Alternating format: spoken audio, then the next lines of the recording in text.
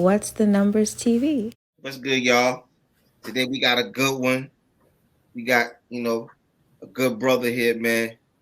He been in these YouTube streets before me. You know what I'm saying? Regular streets before me too. Well, shout it out, man. You know what I'm saying? So I want to give out shout out to my man Stakkstone, man, Brooklyn representative. Salute, salute. Intelligent Black King, you heard? And I also got to shout out, Trill, because Trill made this happen. And I can't put nothing in the play without my co-depot role. But shout out to Trillion too, man. Trillion, Pretty Banana Podcast, man. She made this happen, so we got to give her flowers too, man. Yeah, that's why I said shout out to Trill. That's my homie.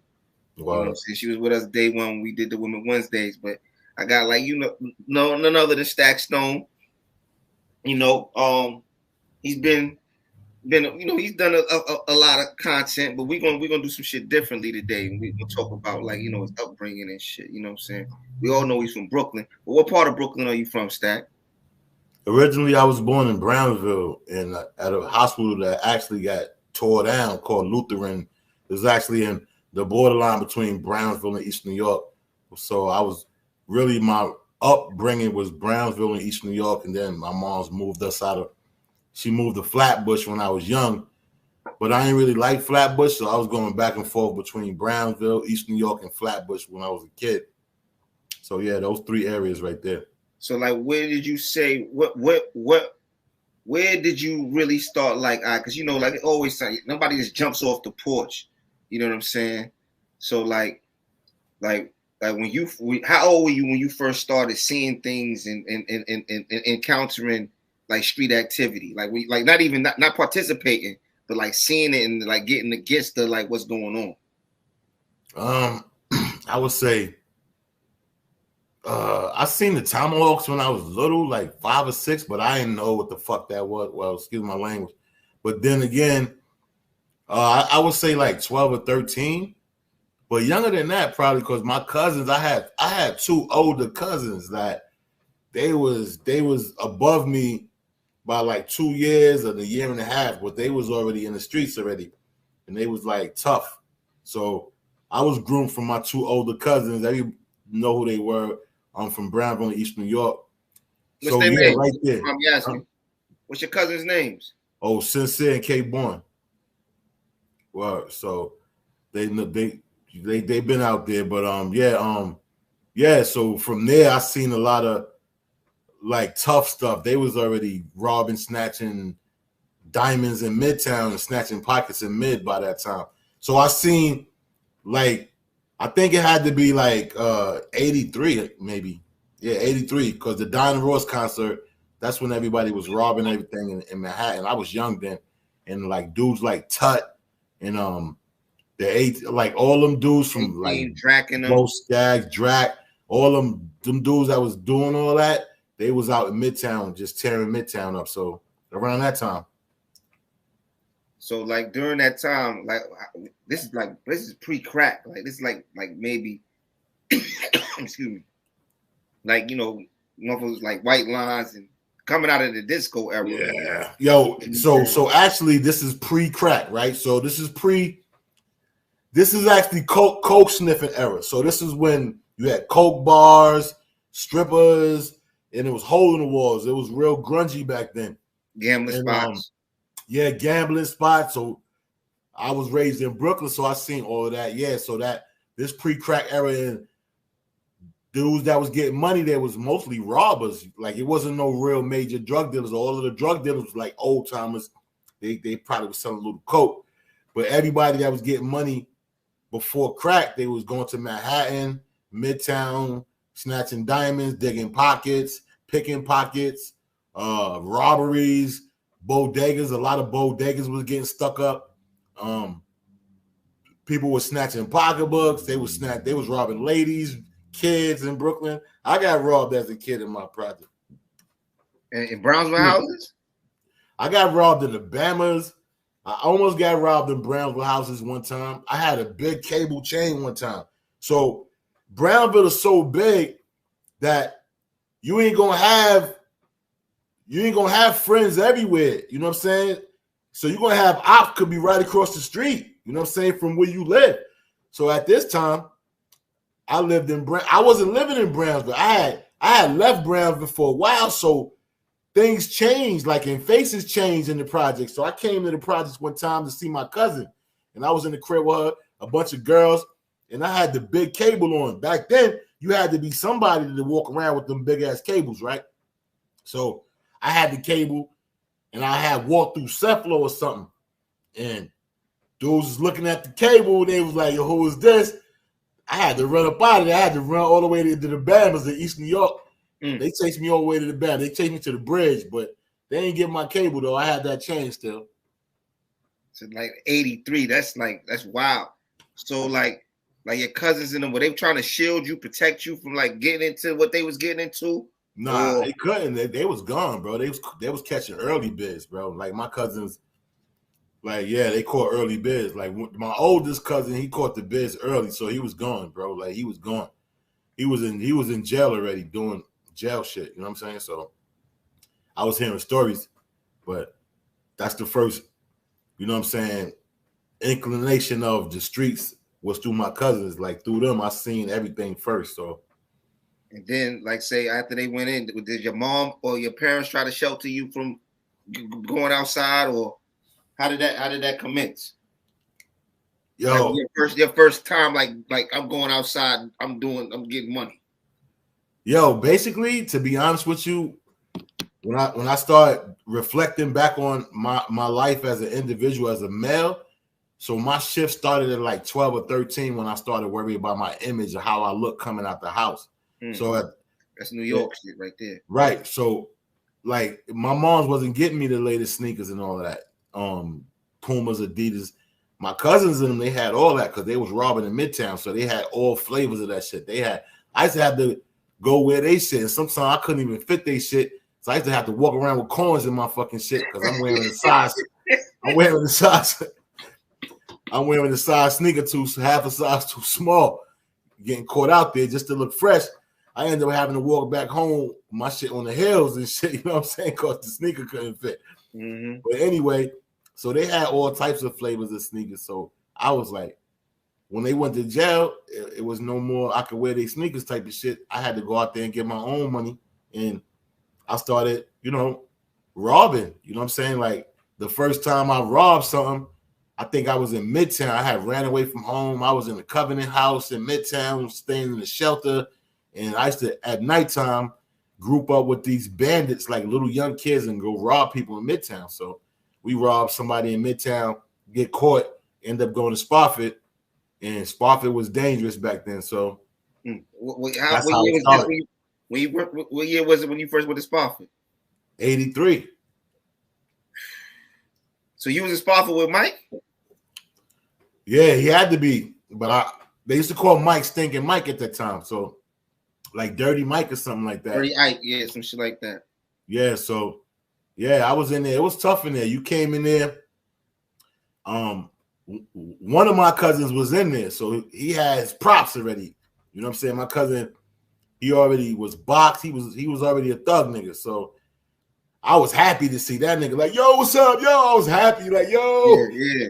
He was like, yo, get back online before these fucking counselors fuck you up. You know what I'm saying? Like, I'm more happy to see somebody because goons is in here.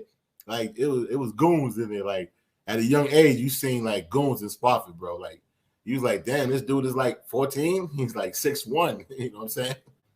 Because, like, I mean, just for me, like, seeing the content that you put out there and, hearing your conversations on like Clubhouse and shit like that. Like, I always, sense that you was an intelligent brother. You know what I'm saying?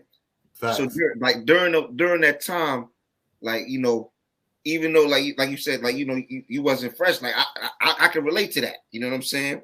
I wasn't the fresh. Like my upbringing wasn't, I didn't come from a wealthy background. Got it. So like, how was your school life? Like prior to like, how was you in school?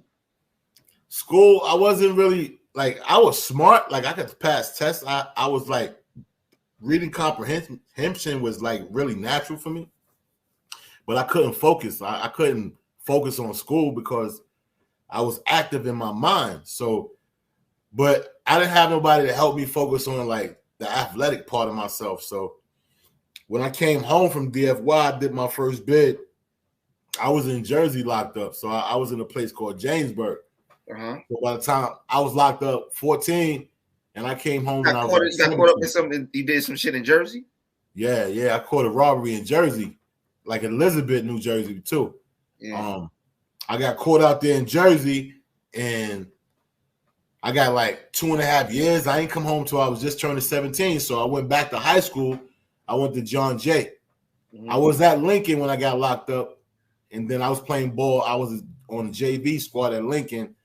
And then I blew that opportunity, came back out, went to John Jay, was all city. I went right to high school and was crazy with the basketball. So I was, and that's how I started getting out there to Red Hook because of John Jay High School that was in Park Slope. I started playing ball. I was in the papers every time we had a game, averaging like 17 points a game, like at 7 rebounds. Who was some of the ballers you was playing against? I played against Pearl Washington, Pac-Man, rest in peace and shit. Eric Ice Leslie. I played against Boo Harvey. I played against Mo Kirby. He used to go to Boys and Girl High School. Mo Kirby. Iceman. I played against Ice.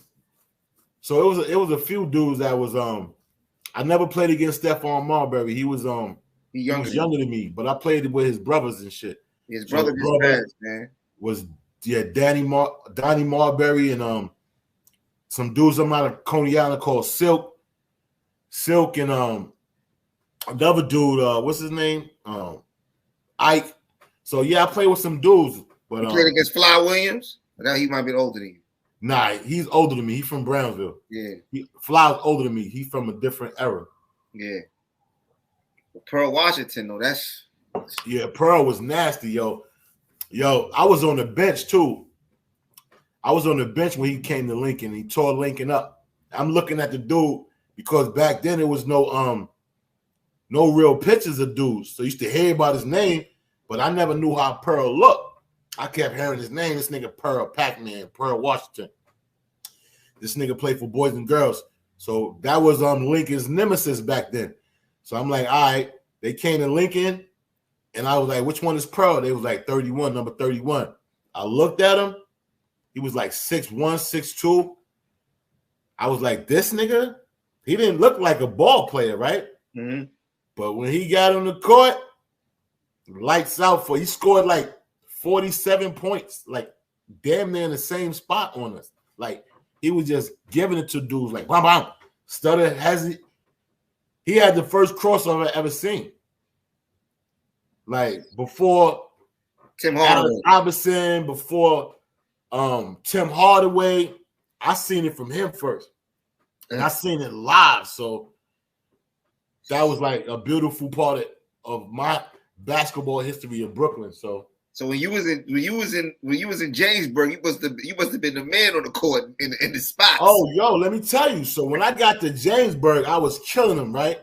So Jamesburg, I bought my ability to play basketball at Jamesburg, and what Jamesburg taught me was boxing.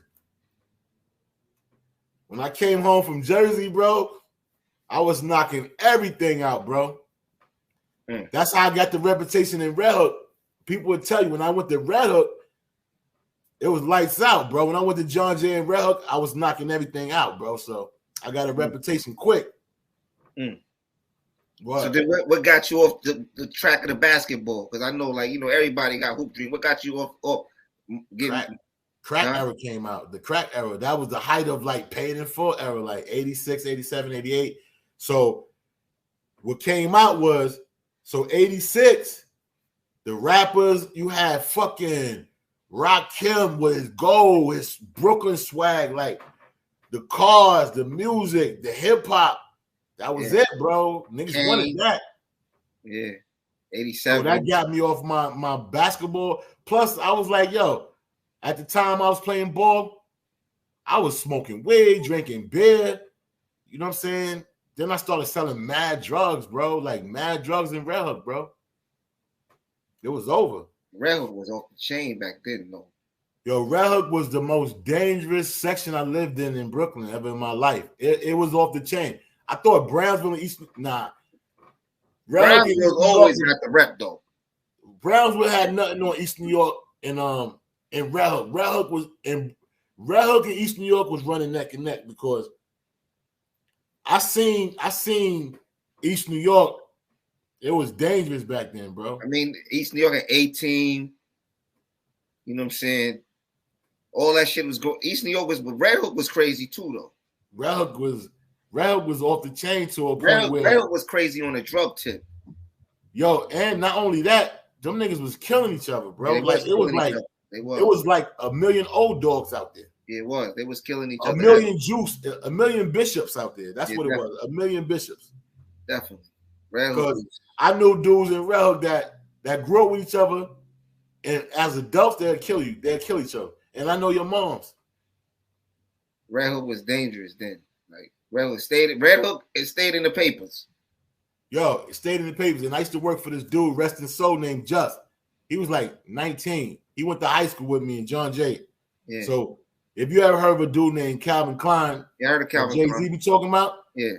So I'm from that era. So yeah. I used to fuck with Just, and Klein and Savior was like not his ops, but they was like getting money too at the same time. Yeah. So Red Hook was divided into 2 or 3 people. It was Just, it was Savior, and it was this big dude named Dumar, right? Yeah. And Dumar, I used to know Bismarck and all them. He was a big light-skinned cat with a big cartoon face. He looked like a big tiger and shit. He was like 6'4". He thought he was like a John Gotti. I used to see him ride around in the big town car Lincoln white with a sweatsuit on. That's how the Godfathers used to dress back in the day, right? Definitely. And he used to sell mad dog food out there, like mad dope. He had all the dope. And Just had the crack, Klein had crack, and Save had crack. And and the Panos had crack and coke too. So that was Red Hook back in the days. And this dude named King Allah, the nigga that was responsible for that fat cat shit, yeah, he was the one we had beef with. So he was the one that threw the bomb in the crib when we was there and all that. Scared me half to death. I was a young nigga too. I was like, that nigga's fucking with this King Allah nigga. This nigga is an assassin, nigga. I'm not fucking with this. This nigga is like special ops or some shit, bro. Niggas throwing bombs under niggas' cars, bombs in niggas' cribs. And we young niggas. I'm like 19, 18. Yeah. You know what I'm saying? He's like 28, 30 or something. OG nigga, King of Law. Yeah. Everybody know about that nigga. And so, but Justin and them, y'all end up having like, because you running with Just, they had beef with Klein and Savior. Yo, we never really had beef with Klein and Savior, but Just did have beef with Danny. Danny Diamonds was a nigga that from Jay-Z know. From Marcy, but he's the being right. So it was like Klein and Danny's was partners. So, but Klein and Just was cool. So Just, his gun went off. You know what I'm saying? His gun used to go off. So, and he was young, yo, bro.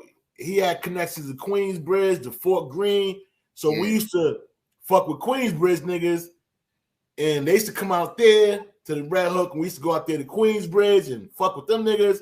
And in Queensbridge, they was selling loose rocks out there in their hands and shit. Yeah, loose cracks, Loose cracks and shit. That was real what I was talking about.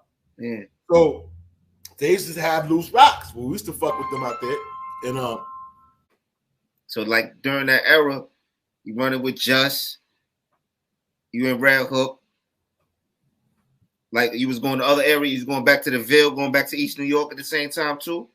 Well, all right. So when I was in the Hook and shit, so we was getting money. The Hook, I was part of this building called 31 Center Mall. And 31's, this building was getting like, I'm not going to really exaggerate, but shit had to be getting like, I want to say $60,000, $70,000 a day, probably, maybe 40 to 50 or some shit like that, because they had a lot of workers.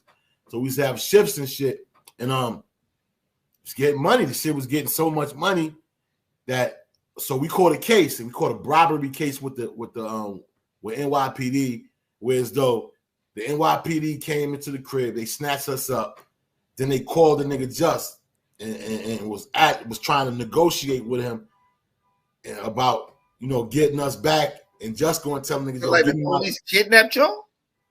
They locked us up, like they rushed the spot, locked us up. Yeah. Called the nigga Just and told the nigga Just, yo, we got him, blah, blah, blah, whatever.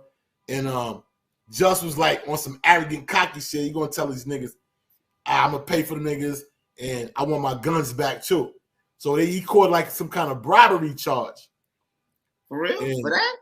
Yeah, he can't look. The nigga, they had us chained up downtown Brooklyn in McDonald's and shit to the benches. He came down with a brown paper bag full of money. And they let y'all go. They ain't let us go. They locked him up and gave him a bribery charge. Wow. They like coerced him into the shit. Like, you know what I'm saying? Entrapped him, really. Entrapment, you know what I'm saying? Mm-hmm. So that was the case he caught. So we end up bailing out or whatever. He ended up leaving the spot and left it like abandoned. So we ain't got no work now. So none of us was really prepared to take on a spot that was making $60,000 a day. That means you gotta have a few bricks. You gotta have bricks. You gotta have work, yeah. Yeah, you gotta have work. You know what I'm saying? Or you're gonna lose no work. Or you're gonna lose your spot. You're gonna lose the clientele that come that way. So the niggas is coming for the spot. They know that he ain't there. Niggas is coming. So who gonna hold it down? We started becoming like scavengers, like vultures. Everybody trying to scoop up their little bread, hold a spot down. It created a division amongst us. I left. I went OT now. When I came back, it was like 15 or 20 of us that used to fuck with each other. When I came back, they all was ops now. Everybody beefing with each other. Oh, over shit. Like everybody beefing with each other. So now it's like, yo, Stack, what up? This nigga saying, rest in peace to my nigga Herb, Enoch. Herb like, fuck with me. This nigga over here saying, nah, come over here. Joey and them niggas like, yo, come fuck with me. And I'm like, I love all y'all niggas. We grew up together. Like we went to war with each other. Like, how I'm gonna go over here? So I had to leave. Because them niggas was going to war, bro. And where you go then? I stayed OT, and you know what I'm saying? And then I caught my bid like in 93. So you came back to New York? Yeah, I went OT for a minute, went to Maryland, caught a charge in Maryland, lost a lot of money. You did time out there? Yeah, I did time in Maryland too, but I was out there right after the shit with Red Hook. I went to Maryland. I was out in the Anne Arundel County. I went to PG County. I went to Annapolis. I was out there getting money. The money was so lovely out there. I ain't come back. But then I took a downfall out there. I came back to New York, tried to recoup, caught a case. And that was it. I never really recovered. And I just did 13 years after that. So the case in New York, that was a robbery? Yeah, the case in New York was a robbery. So when I came home, all right, so I was dealing with these dudes from Brooklyn, from Bed-Stuy, well, they was from all over, but I met them on Gates Avenue and shit, and Marcus Garvey. And so these dudes were stick-up kids. You know what I'm saying? They used to ride on motorcycles, they'd get you. And they used to go out looking for Vicks, like go out looking for Vicks strictly. So I started dealing with these dudes, right? So at this time, I'm getting anything. Like I'm going up in spots. Like I know what spots is at, and I'm taking these goons with me, and I'm going to get it, right? Yeah. So my homeboy tells me, yo, I got NYPD shit. I got jackets, I got cuffs, I got bulletproof vests. Yeah. And I went to Canal Street and got an NYPD the hat with the badge on it. Yeah, and we had windbreakers and all of that. Yeah. So when I used to go uptown to cop, they used to think I was the police sometimes, right? Mm-hmm. Because I always had that clean look. So I said, all right, I'm gonna use that. Uh-huh. Me and homeboy put that stuff on one day. I looked in the mirror. I said, all right, we police. So I started testing it out. I was doing good. I caught a line in the garment district in Manhattan, right? So they sell illegal clothes. So I thought, let's see what's up with this garment district shit. So I went into the garment district in Manhattan, and I went in with that NYPD shit on. I went into one of their rooms, and I just flashed the badge, me and my man, and I had the cuffs. I was like, let me see your license and all that. They got so scared. They got on the wall. I went in their pockets. They had money like this, like, boom, knots of money, right? And I just took it, gave them a fake receipt, act like I was taking them, gave them a fake court date, summons, and left. They had 15 racks in their pocket. Mm-hmm. So I kept doing it, right?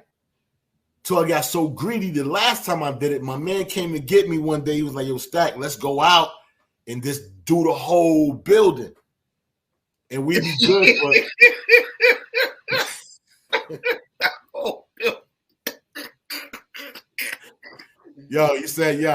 he said we be good until after the holidays. And this is before, this was like Halloween time. And I was like, yeah, you're right. It was like October. I was like, you're right. Went out, he came to pick me up. Boom.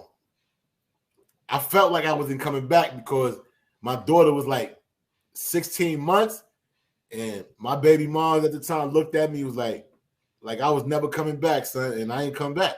You felt that vibe, and then felt that vibe like I shouldn't have left. You didn't react to that vibe, right? You know what I'm saying? Yeah, you ain't react to that because every time that I got in a situation where I end up like not coming back home, I felt that vibe, but I didn't react to it. You know what I'm saying? Now, you know what I'm saying? Now I'm wiser. You know, shit. You know, you feel a vibe, you react to it. So that's what led you to going up north. Yeah. So I went up north, and actually, man, you was on the island for a little while. Had to be 93. I'm gonna tell you. Now, this was actually 95, 96 because I was out on parole. Oh, you had been on parole already? I skipped a bid because I caught a robbery 2 after 5, was out on parole, caught a new one while I was messing with AZ. So AZ the rapper had his I see you in pictures with AZ, yeah. Right. So I was messing with him at this time. But he wasn't feeding me, you know what I'm saying? Like dudes that was messing with them rappers, they still was getting to the bag. Like Eating Money Bags and all of them that was messing with Nas and my son Yamin, rest in peace, that Nas shout out. Those were my crimies. We was all doing robberies together. You know what I'm saying? Yamin, so they was rapping, but we was doing robberies. You know what I'm saying? So I got caught, and when I go back up, AZ is starting to do a lot of stuff, and the blood started. The blood was like, that was popping when I went back to the island. You know what I'm saying? I seen that caught up. AZ. I seen, because I know, and I seen you be in the Bamas. I got some peoples that's my peoples from the Bamas and all that, man. Yeah. That's Bamas is a loose peas too. Yo, let me tell you, yeah, bro. Yo, the Bamas, like I was telling you, it's in my documentary. Like he wasn't my best friend, but rest in peace to Phil, man. He was like one of my crimies. He got killed right in front of me. You know what I'm saying? So I seen somebody wig get pushed off. So the Bamas, it was bodies dropping constantly. So I could name like Red Hook. You would still go to the Bamas, or yeah, like when I was in Red Hook, my cousin, he used to send word for me. He was in, all right, boom. Me and that nigga was going to war at the same time. Just put it like that. Because when I was in Red Hook, the Bamas was like turned up out there around the time. 89, it was off the chain, bro. Off the chain. I'm talking about dudes. I could name 10, like, yo, I swear to God, between Red Hook and the Bamas, I could name 30 homies that's gone, bro. Were you a part of the Nation of Gods and Earths? Nah, I never was. I know a lot of you said, like you said, K-Born and yeah, that's like a lot of the guys was 5% at that time. I never became 5%. Like my moms used to send me to take those lessons because that was in It was in style. It was a thing to do back then. The Nation of God's Earth was popular when I was growing up. So my mom's was studying that education shit. So it wasn't like it was like shunned upon. Like I knew lessons too. And I like baking too much, bro. So you know, it's gonna keep it honest. I seen you with the low lives too, though. Oh yeah, that's my people though. They're my dudes. Like I know all of them. So like I seen you. You're heavy. I'm an honorary low life member. I'm not an official low life. I'm an unofficial low life because when they used to be in Midtown, I used to boost in Midtown. And every time I seen them, I'm like, oh, I'm gonna tag along because I know I'm getting something because they deep. Yeah. So I know if I seen them, and a lot of times they routes was the same route I would take. I was more of a dude. I used to boost by myself, and I used to study how to boost. I used to come in. It's all how you come into the place. Yeah. So I used to dress conservatively. I seen you clean up. Right. I used to come in conservatively and get bags and receipts and staplers, take a bunch of shit in the back and just go shopping and then staple everything back together with a receipt on it and walk out with 2 shopping brown paper bags full of shit. Wow. But when I seen the lowlifes, I knew all I had to do was hold them down at the door just in case security. They running. Right. Just in case security tried to flag them, I could get like, each one of them would give me a shirt, a low shirt. It'd be like 30 of them. So each person, and they take racks of shit. They don't just take one, they take racks. Yeah, they do take racks. They not playing. All that. They steamboat for real. They used to call it steamboat. You know what I'm saying? They steamboat for real. You was digging pockets in Midtown?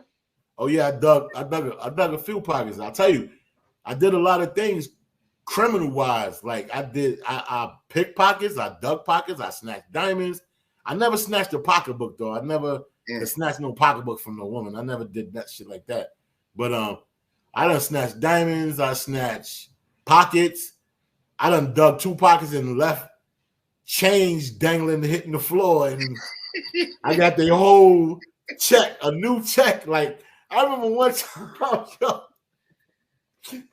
time I was on, it must have been Borough Hall on a 3 train or some shit. The train pulls in. This is how I learned how to dig, really. Like, so the train pull in, people get off, and you get your man to hold the door. Like when they go boom, boom, tell your man to put his foot by the door. Dig the pocket, jump and run on the train, the door closed, and you gone. Word. And the first time I did that, it was like $1,200. His whole check with a receipt attached to his money. Yeah. And he just looked like this. And I was just on the train like,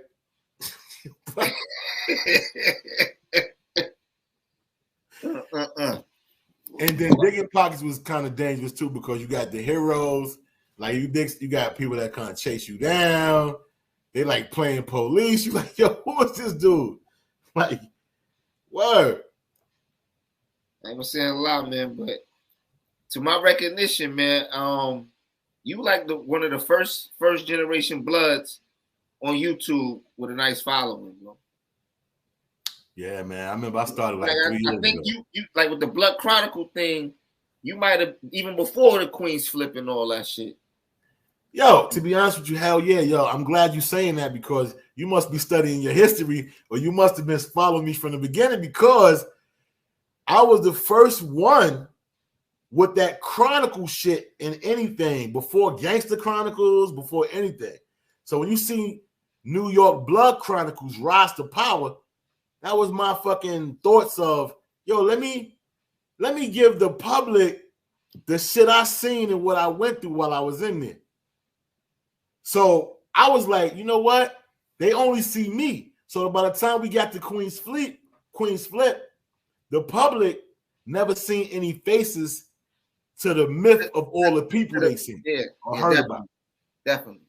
But that's before all of that. You know what I'm saying? So all that. If you really think about it, like New York YouTube Bloods, all of this shit kind of spawned off of me. Really, like that's why I said, if do you think that Like, I honestly to you, this I'm asking you.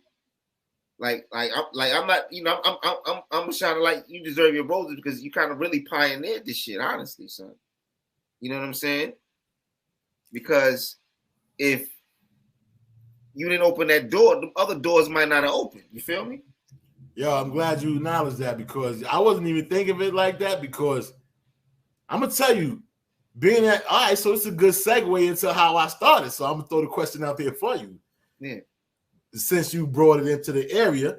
So how I started on YouTube was from the time I met Casanova at Milk River one time at a function and shit. Yeah. And when we met, we exchanged numbers and we was talking, and I was asking him about, playing me a role in like this movie I had wrote called Born to Suffer, right? So I was like, you probably fit the character right of me because he was in shape. He was swaggy. He had like a gel. I was like, yeah, you probably could play Stakkstone. You know what I'm saying? Yeah. I was fucking with the nigga. I was fucking with the nigga music. I was fucking with his swag. He's from Brooklyn, whatever. So we exchanged numbers, and that was that. I think a year later, the nigga signs the Rock Nation, and he come out with that Blood record. So I'm like, damn, that nigga, he never told me he was homie. Like, he never told me he was a stone. He's a gorilla stone. That means he came from like a part of me. Because if he came from a stone, that means he came from one of my homies that was original with me. You know what I'm saying? Everybody know who that is. That was one of my 31. So he came from that. So why would he acknowledge me knowing that Stakkstone is a big fish in that shit? Yeah. Like, I ain't no small potato ass nigga. It's like, acknowledge that nigga. That nigga put that work in for niggas to breathe out here. You know what I'm saying? So I made a video and it went viral. You know what I'm saying? I was like, I don't respect him. Boom. When it went viral, I kind of regretted it because I should have handled it because I had his number, right? So I think that Henny got in me and I handled it that way. But it wasn't no, like, me and him never made up. I wish we would have made up because maybe he could have avoided certain situations he was getting himself in. You know what I'm saying? I really tried to get to be like an OG to him, like to give him wisdom. You know what I'm saying? But out here in New York, they try to diminish the OGs over here. They don't give you no respect. The OGs, if you got the bag, you become an OG.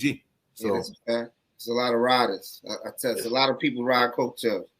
Like, overall, do you get the credit for being like one of the first, or do you think certain people try to steal or take away from your shine, or dim your light? Nah, they can't. I'm God, like, bro, my shit. They can't stop my shine. You could tell. Look at the karma from everybody that was on that Queen's Flip interview, bro. I can see that. I definitely can see that because I don't see Killer Cats no more. Nobody can stop what God has intended for you, man. Nobody. Right, you know what I'm saying? You one of the ones. That's why I don't care to get into controversy, to sell, the clout chase, and none of that shit, man. Because I got so much information I can ruin niggas on YouTube, and I got facts, but I don't need to do that shit. You know what I'm saying? I don't need to do that. I don't need, because you know what? I feel like God to handle all that type of stuff, man. I don't need to, because everything I say and everything I tell you and everything I do is going to be the truth. Nobody going to be able to dispute it. That's why you can have nobody saying anything bad about me in prison, man. I caught a new charge for this shit. So how's your relationship with like some of the dudes that you was on YouTube with, like with KK and CK and Wildcat? I mean, I don't really talk to. I talk to CK sometimes, time and shit. We all right. I don't talk to KK. That relationship is dissolved. I can't really see myself, you know what I'm saying, involved with him. But everybody else is cool. I'm cool.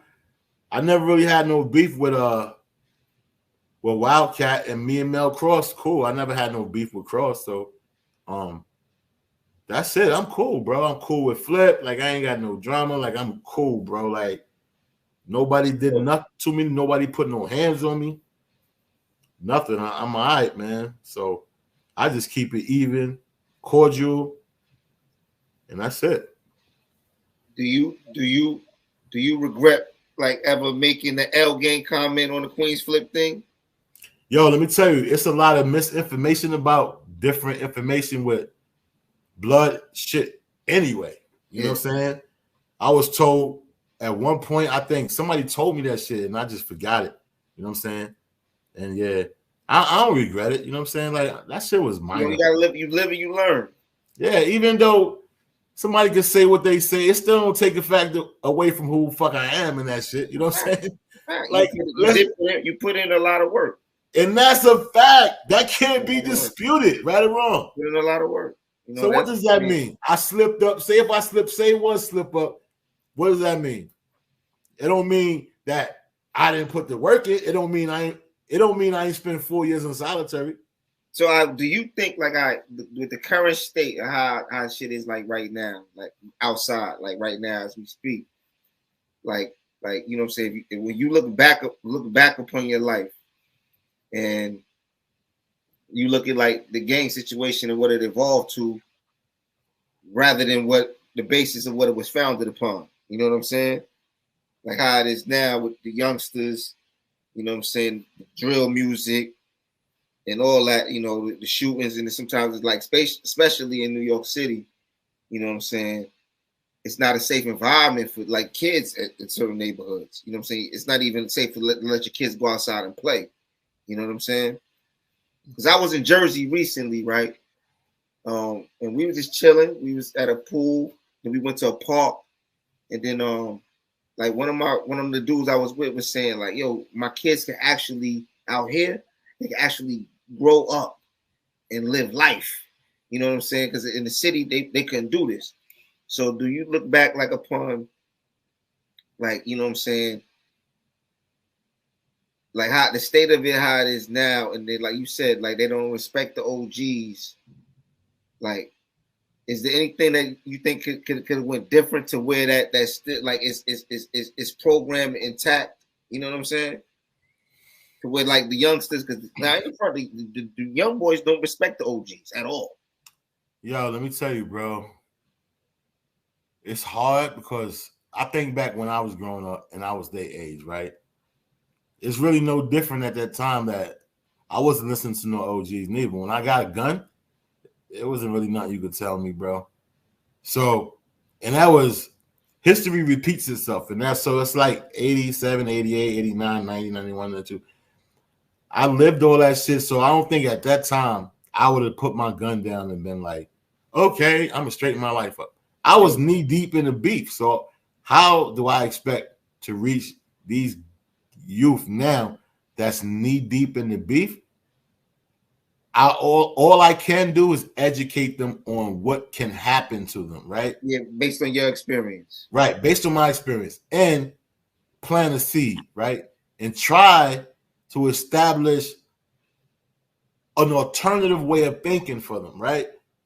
So if I could do that and help them think about value in life, value in being a dad, a son, or whatever they have value for, that's a hard, challenging thing to do today because you literally have to remove them from the environment to really give them a chance, right?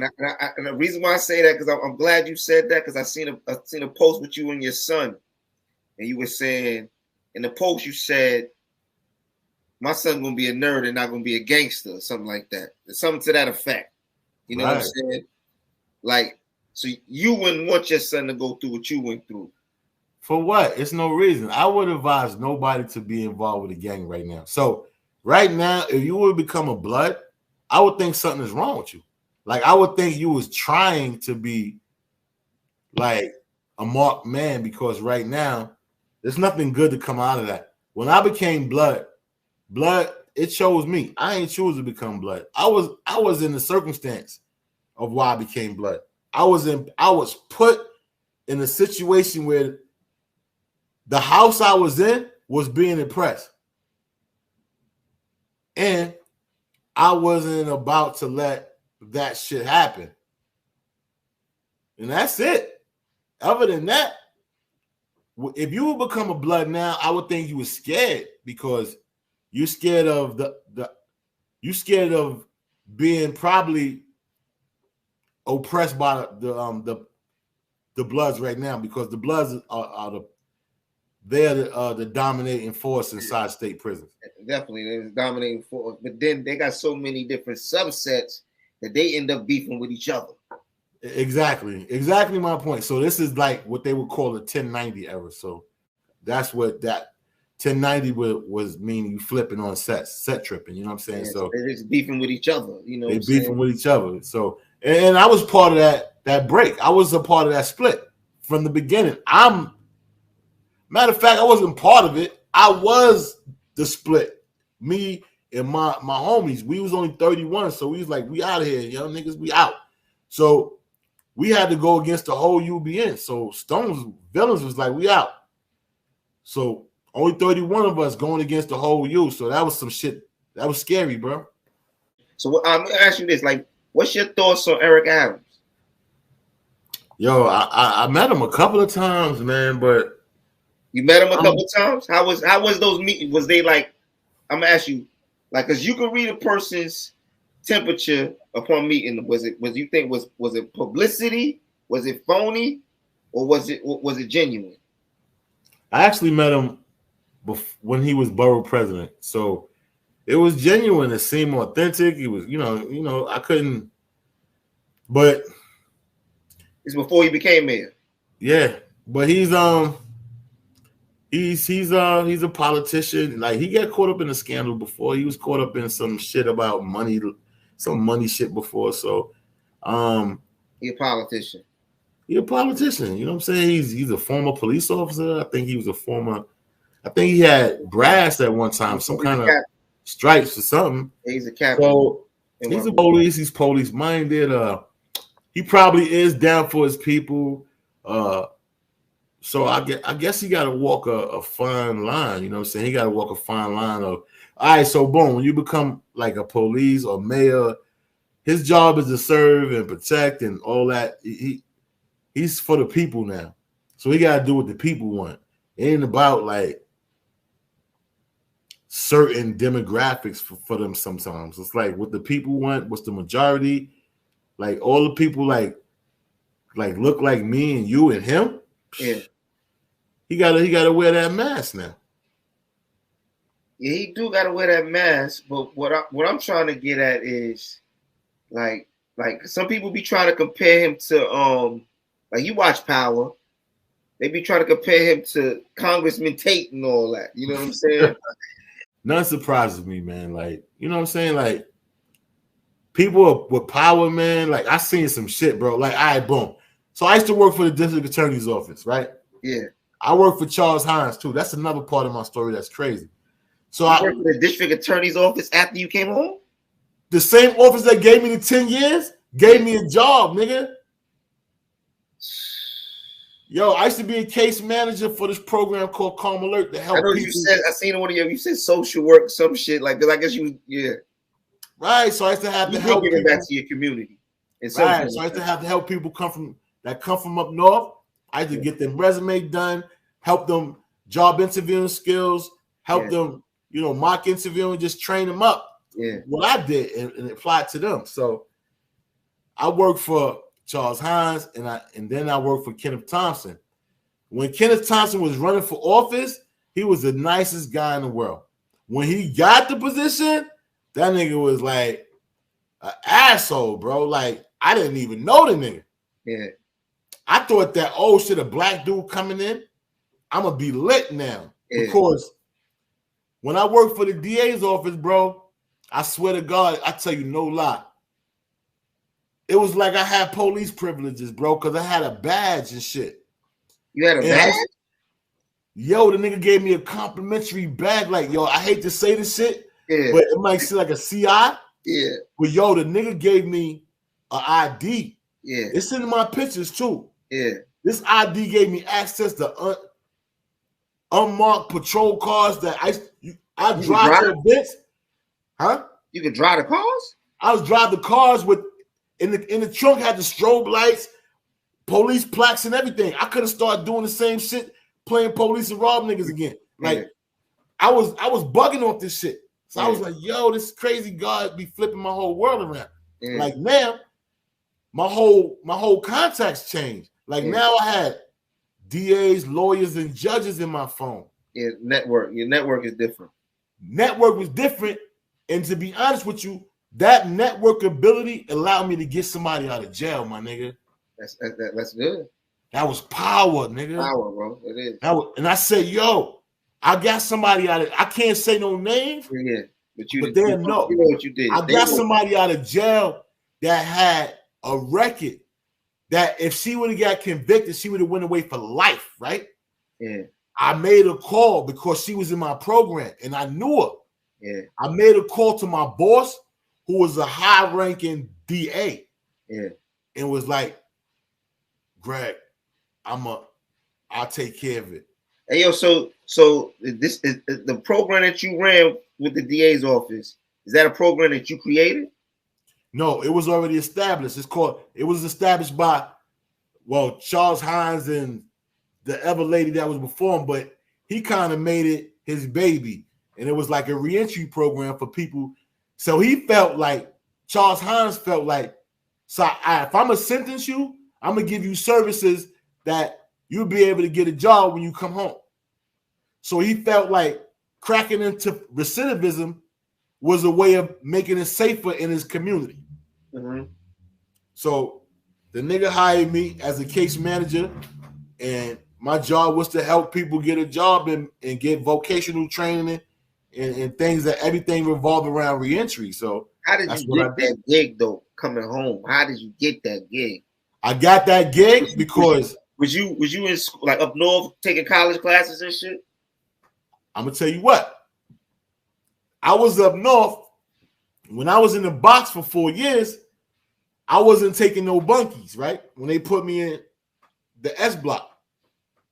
So the time they was getting ready to give me a bunkie, something told me, take the bunkie because you're trying to get out the box. I took the bunkie. The bunkie ended up being a lawyer that had a drug problem that ended up going to jail and was in my cell. He ended up going home and going to work for the DA's office. And I ran into the nigga when I came home on a whim because I didn't get his information. Yeah. He seen me in a suit. He was like, oh, shit, Stack, what's up? I was like, don't call me Stack no more. My name is Greg Russell. I straightened out. He couldn't believe it. The last thing he seen me, I was a high-ranking blood, right? Yeah, that's when you was suited and booted. Right. So he was like, oh, I can't believe it, bro. So he gave me his business card. He was already an executive for the DA. So we was talking. We exchanged cards. I was working as a case manager. I invited him to come speak to my kids. He came, spoke, and then we was just communicating. And then I ended up getting fired from that job. And then he ended up saying, yo, you want to come work over here for the DA? I was like, you crazy, man? The niggas ain't going to hire me. The niggas gave me 10 years.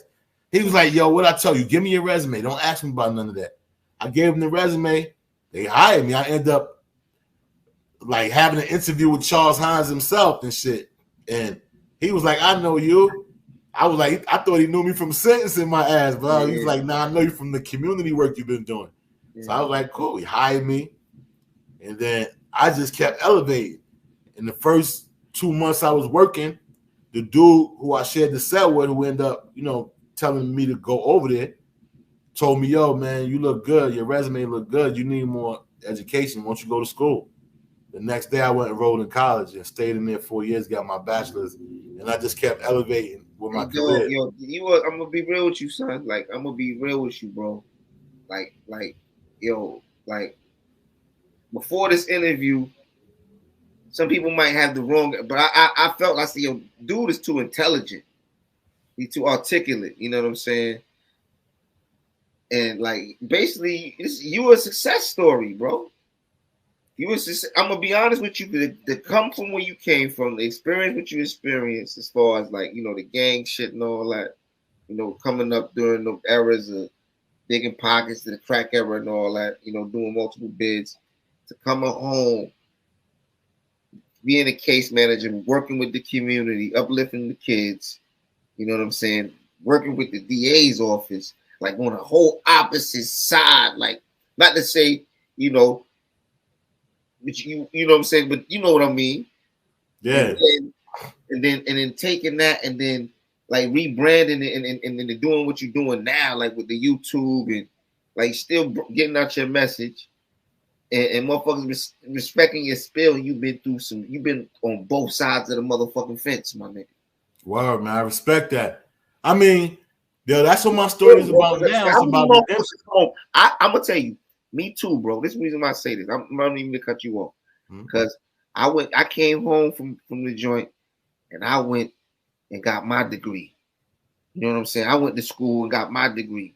That's a salute, bro. You know what I'm saying? You got to give yourself flowers for that because that's a hard discipline going to school. But I embraced that challenge because a lot of girls was there. You know what I'm saying? So I was rushing to go to school. I also want to hit what's up with Blood Chronicles, man? What's up with the Blood Chronicles thing?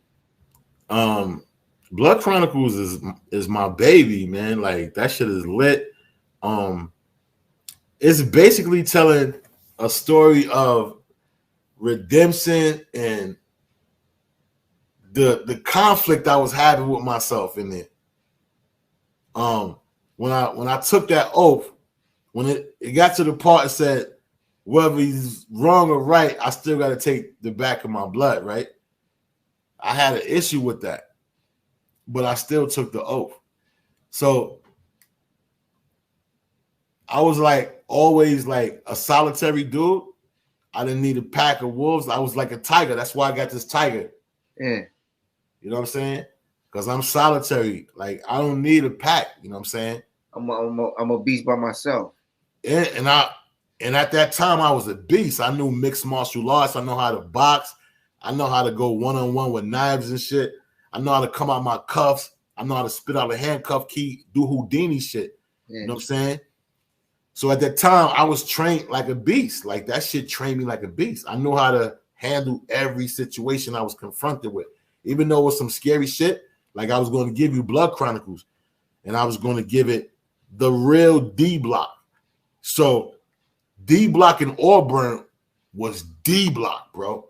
If you want to talk about a prison that consists of an image of melancholy, gloom, death in the atmosphere, coming in the yard, knowing that's danger around you, you can smell it. That's D Block. I was in Auburn on a transfer when I was going. So you was in transit. So I was in transit in Auburn. You was on the flats. I was on the flats, yeah. So I can. So you see that element, and in wintertime, bro, that shit is the tundra. That shit is cold. All the windows is broken out. So I had control over that jab. I was selling dog food over there.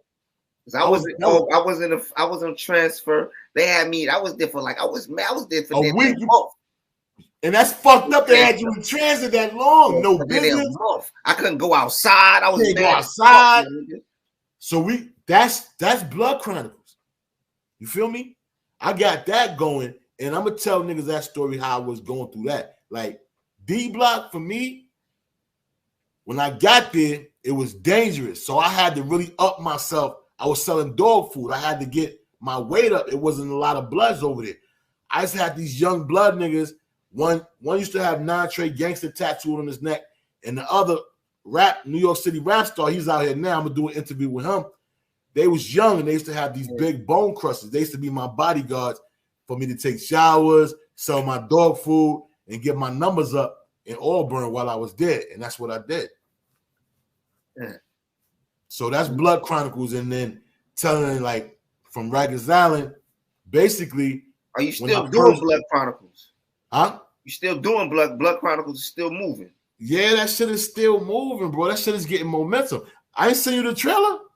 I think I seen it on your Instagram. Yeah, the trailer, and I got another one too. So, and I got the cover. You seen the cover to the YouTube? The cover look. That's why I was saying, like, remember we was talking about the virtual background. Yeah. Cover. You know what I'm saying? That's yeah. So yeah, I got my intro. You seen the intro to the YouTube? No, I ain't see the intro. The intro was lit, man. The intro is lit, bro. The intro is lit. And the dude who did the song, Shout out to my man Almeida Reels. Like he's spitting that shit. He's spitting that shit that everything I wanted to go with that intro as far as what I'm representing, redemption, like change your perception, you change your reality. You can't stay the same. And a lot of them dudes that was on Queen's Flip with me, like, you know, they were still living the same type of life. You know what I'm saying? Like, you ain't grow up in your head, bro. You bugging. You out here talking like you a child. And some people, like I'm gonna tell you, I listen to this song, man. It's by Nas, Second Childhood. Yeah, that's one of my favorites. That's on Stillmatic, right? Some people are just like, you know, like I had to have a talk with a family member of mine that's based in that whole situation. Like, you know what I'm saying? Like, yo, you too old to be, you older than me. Nigga said him with the Allen Iverson jersey. Giving bitches herpes. You know what I'm saying? So, like, it's a lot of that. That's and the thing, like I said, would separate you from the pack. Like, out of all the ones that was on there, you know, like, I mean, as far as the YouTube presence, is you outlasted them, honestly. Like, you know what I'm saying? Yeah, man. I appreciate it. But this thing about all the offspring that came out of that, though, a lot of that spawned. And then if you like honestly, if you go back to it, because before the Queen's Flip, you had Blood Chronicles, bro. Hey, yo, you know what? I'm gonna tell you what. I'm gonna put this out here in public. I wasn't gonna say this, but I ain't even gonna say the nigga name because I don't want to get in that light. But when I was first working with the dude I was working with, he didn't want to help me do my own channel. I had to try to figure some shit out. Yeah. And I didn't know how much monetizing that could be done. Yeah. So when I tabulated my views, do you know how much views I tabulated? How many? 20 million. Of Blood Chronicles? Off YouTube, period. Wow. I was getting 250K, 300K, 56K, 97K. When I tabulated everything, it tabulated 20 million views, bro. That's good money. And I was just off of putting Stakkstone in the caption and listening to every story. And it wasn't no blood shit. I was telling stories about different shit. Yeah, you was. I was talking about my shit with AZ. I was talking about other shit, bro. So I fucked up. I fucked that up. I let him dummy me out, and I was like, "Yo, so who got control of that channel now? Yeah, he do, but I got the views on that shit. But you got your own channel now, though. I got my own channel. I wish I could strip my views and I wish I could strip my views and put them on my shit. But do you got Blood Chronicles? Like that's you own that. I own that. I own that shit. Nobody can do nothing with that. Me. I own my own domain. I'm good, bro. Blood Chronicles, Rise to Power, man. I own that shit. New York Blood Chronicles, man. Word, man. And the stories is crazy because I remember when I used to be on a visit, when I first got beat up, right? The stitches in my head, the stitches over my eye, top and bottom. So the niggas fucked me up. So I'm coming on a visit and shit. And my wife is there. She wasn't my wife at the time. But I'm like, yo, I need you to bring me some fucking razors. This on and popping here. She like, yo, razors? You want me to bring razors in here? So I'm looking around. Niggas is coming out with their face bandaged up, leaking. Black niggas fucked up. We in C95. She like, oh my God, what happened to him? I'm like, yo, I told you it's on and popping in here. These niggas is getting cut. Bring my motherfucking razors next time you come. She go, yo, I ain't bringing no. You better start praying to God. Just pray. I'm like, God is not in here right now. No, he not here. If you don't bring the razors, don't come back. That's it. I told her what to do, and she came back with them shits. And the rest is history, bro. So I was getting razors from everywhere. COs, I had COs bringing me razors. What's with that HALT thing? The HALT, the HALT. That's a program that you. Oh yeah, HALT is like Humans Against Long-Term Confinement. It's like, you know, I got I did that real work. I got the box eradicated in New York State prison, so it's no more box. Like it's no more 23-1. That's something you started, Hope?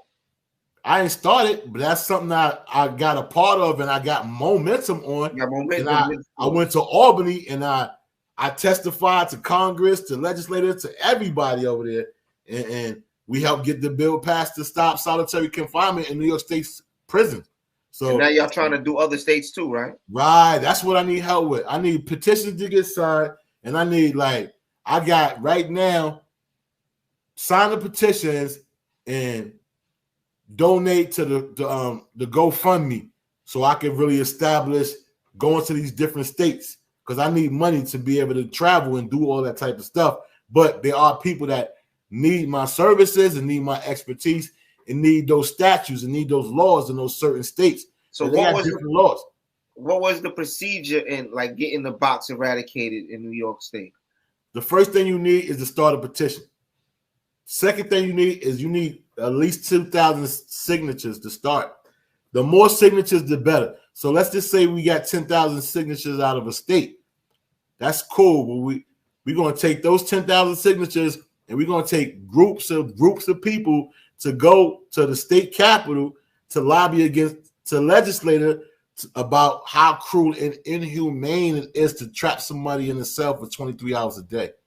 So when you start that, you get momentum and you get to, talk and testify until they start cracking and realizing that it is cruel and inhumane, that it affects all walks of life. It affects the LGBTQ community. It affects brown, black, white, Asian, everybody. I know people that killed themselves in solitary confinement. I've been in the box, so I know, I'm going to tell you, the box is where you talk to yourself the most. There you go, homie.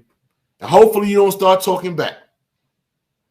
I mean, I ain't gonna say a lot. It's been times where I was playing cards with myself. I'm playing spades with myself, my nigga. You know what I'm saying? Yeah, homie. It's times when I done counted. You see these bricks behind me? Yeah, all of them. It's times when I done counted cinder block lines, bro. Just counting shit, just to have something to do. And I remember how I broke my box time down too. I remember I used to be in Elmira when I first got the 30 months. And I didn't know I was getting a new charge, but I was in the box in Elmira, and this old timer was next to me named Farmer. He was like, yo, Stack. He said, do it one day at a time, man. He said, yo, break your days down. He said, you got to have structure in the day. He said, if you get up in the morning, devoted to something like prayer or reading material or exercise, and then you do something else. You might write, you might study, and just keep on going every day.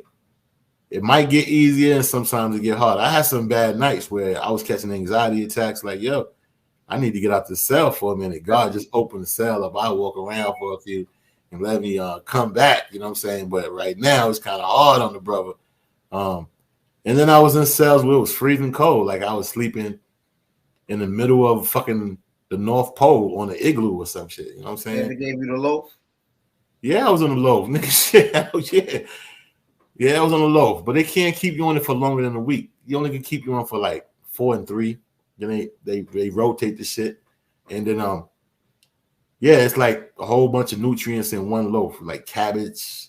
That shit looks horrible. I used to work in the kitchen. I used to make the box trays sometimes with the loaf. Oh, you work for Cadre or some shit? I worked in the kitchen in Collins. Oh, so Collins. For the S blocks. For the S blocks. Yeah, we just send we used to make them S block trays and shit. Yeah. And they sent them over in a little hot cart and all that. That was some shit, man. I'm glad I'm not in that lifestyle no more. And I'm glad I'm not either. You know what I'm saying? Like I said, I've been free, on this side since 2000. I came home August 8th, 2009, and I haven't sniffed the law. I got a speeding ticket. You know what I'm saying? Yeah, I came home in December. I came home January 20th, 2006, bro. I walked out of Sing Sing. Were happy as a motherfucker, bro.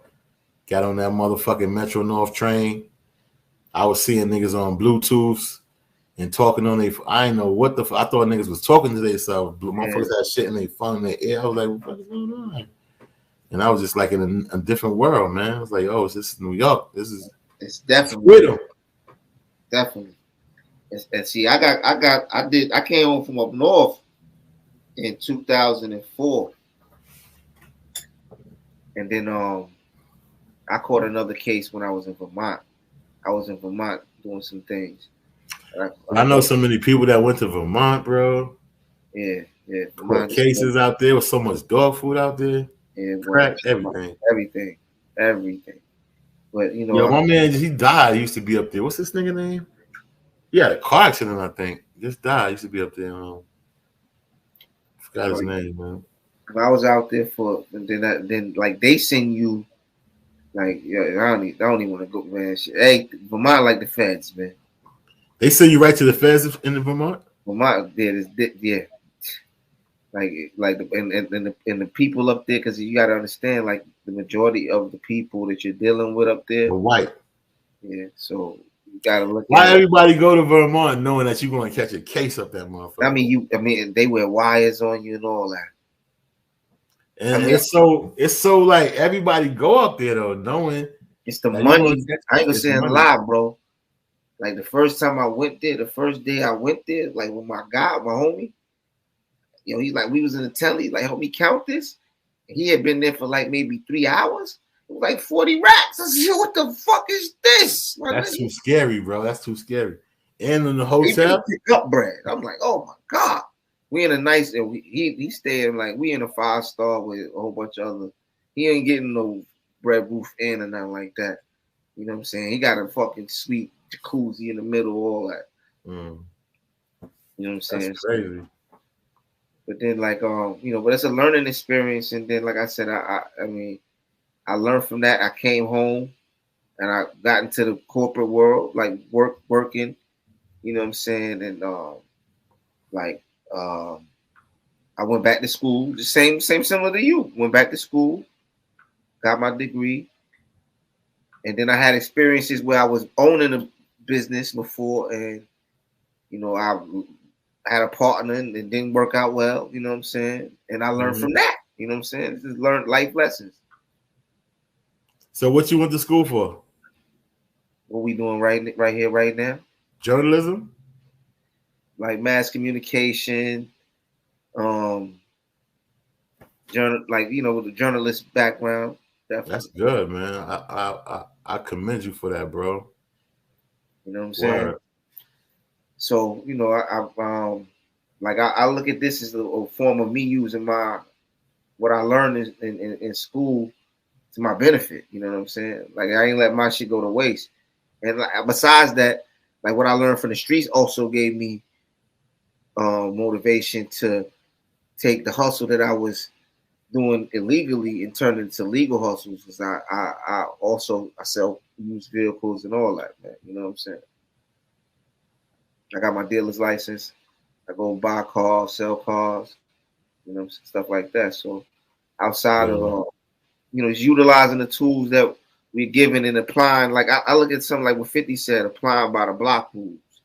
You know what I'm saying? Taking you took what you learned from your time in the streets, your time in the joint, and you made it work for you out here, adapting moving how you move. You know what I'm saying? Yo, that's what I did. Like, basically, like, I took a lot of the disciplines I had established in jail and just applied them to myself when I came out. Like, it took a lot of discipline. All right, so let me just tell you like this. For you to survive in the government and jail, especially in the max, it takes a lot of skills to be successful in that shit. So I came home and I took a lot of those skills and I applied them, like the discipline of, being up every morning, working out, eating right, staying connected spiritually. Even though I was gangbanging, at a certain point, I got away from the gangbanging. I was able to get into my spiritual cocoon. And so did you come home on parole or you maxed out? Yeah, I had 14 months of parole to do. Yeah. Him on your CR or your? Yeah, I came on my CR from I came to the CR program from Sing Sing. So like I got back some good time after I completed the sentence they gave me, the new charge. so boom, when you before you came home, did you start making this transition prior to you coming home, or this transition? Hell yeah, nigga! I was refined when I got out that box. I was all God, bro. I was so refined, like I was like a monk.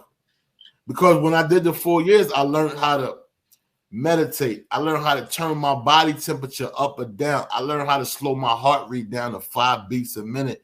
I learned how to connect to my third eye. So when I came out of the box, I was infallible. How do you think I was able to work for the DA? So were you facilitating programs in the joint? Nah, not in the joint. When I came out, I was going to church.